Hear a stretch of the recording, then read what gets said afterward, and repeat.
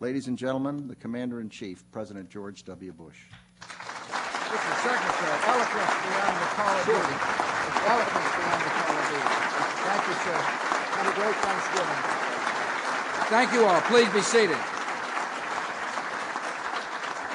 Thank you. Thank you for the warm welcome and good morning. I'm honored to be here at the Pentagon with the men and women who are defending America and who are fighting the war on terror. America is counting on your skill and courage.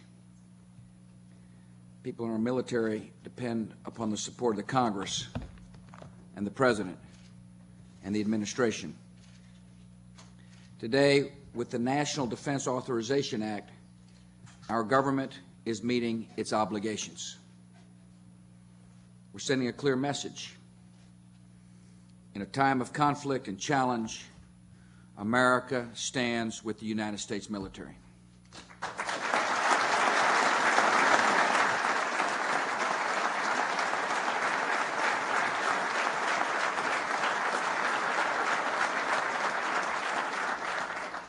Mr. Secretary, you are doing a fantastic job for America.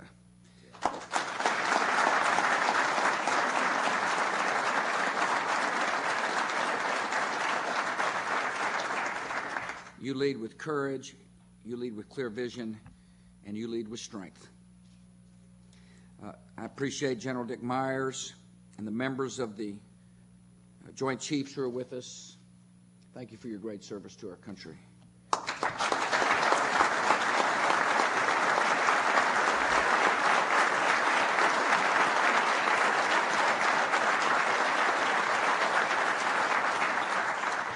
Thank the ranking enlisted personnel who are with us today, Sergeant Major John Estrada and Master Chief Petty Officer Terry Scott. I appreciate you all being up here as well. Thank you for your fine service. Thank you for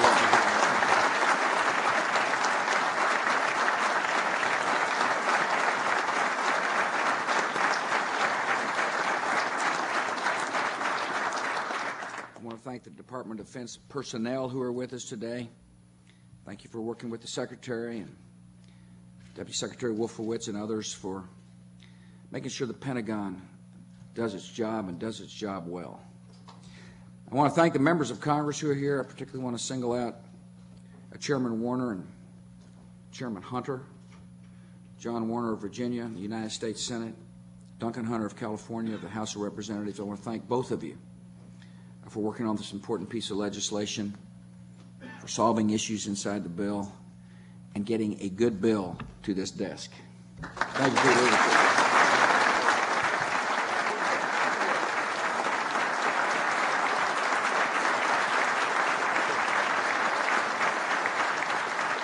I also thank Senator Carl Levin as the ranking member, Senator Susan Collins from Maine, and Congressman Tom Davis for joining us on this stage and for their leadership in this important piece of legislation. I want to thank the other members of the United States Senate and the House of Representatives who have joined us. Thank you for supporting this piece of legislation. It's an important signal we're sending. Because you see, the war on terror is different than any war America has ever fought. Our enemies seek to inflict mass casualties without fielding mass armies. They hide in the shadows, and they're often hard to strike. The terrorists are cunning and ruthless and dangerous, as the world saw on September the 11th, 2001, and again in Istanbul last week. Yet these killers are now facing the United States of America and a great coalition of responsible nations, and this threat to civilization will be defeated.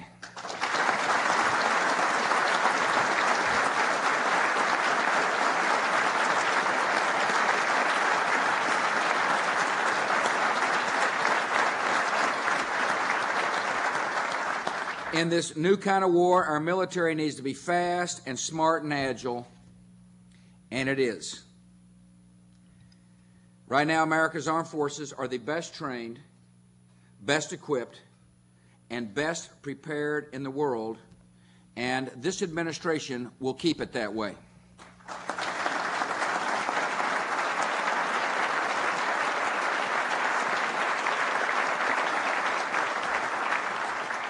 The bill I signed today authorizes $400 billion over the next fiscal year to prepare our military for all that lies ahead.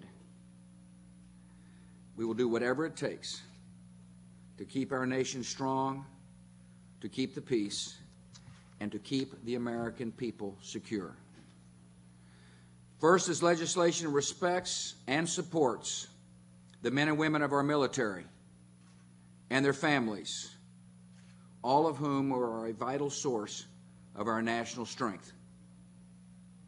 For more than 3 decades, America has been well served and well defended by our all-volunteer force. The quality and professionalism of that force has never been higher.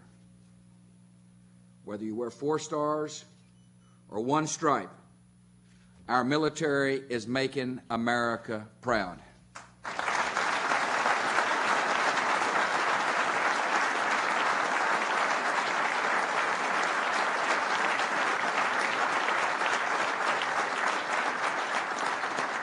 In this time of war, our military is facing greater sacrifice. Our men and women in uniform are facing longer separations. Your families are feeling great pride, and sometimes they worry. America is grateful for your willingness to serve, and we are showing our gratitude. This bill authorizes an across-the-board pay increase averaging 4.15%. It extends through next year the increase of extra pay earned by service members who volunteer for hazardous duty and who endure long separations from their families. The bill further reduces housing costs for those living off posts. It reauthorizes bonus pay for those with specialized skills. Those who risk their lives for our liberty deserve to be fairly paid and fairly treated, and this bill keeps those commitments.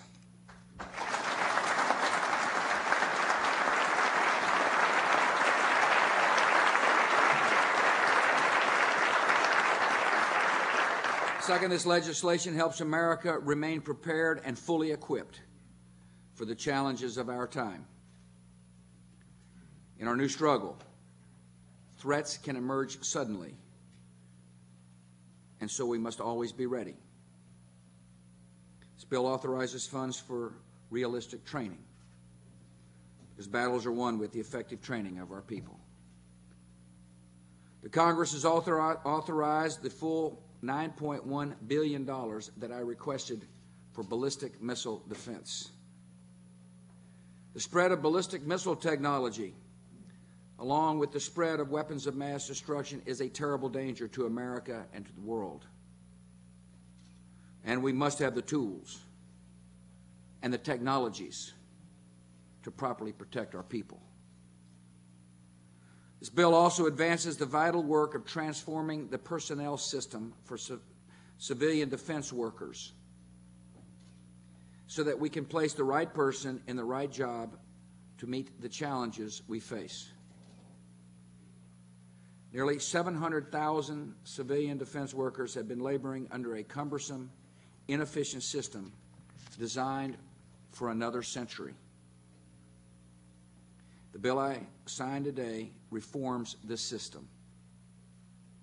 It gives DoD managers the flexibility to place civilian workers where they are most needed without needless delay. It speeds up the hiring process so that new employees will not have to face a wait of many months before beginning their service to our country. It introduces pay for performance bonuses and streamlines the promotion process, making a career at the Defense Department more attractive to talented workers. These are landmark reforms, most ambitious of their kind in a quarter century, and similar in scope and purpose to those enacted for the Department of Homeland Security. to win the war on terror, America must fully utilize the skills and talents of everyone who serves our country, and this bill will help us achieve that goal.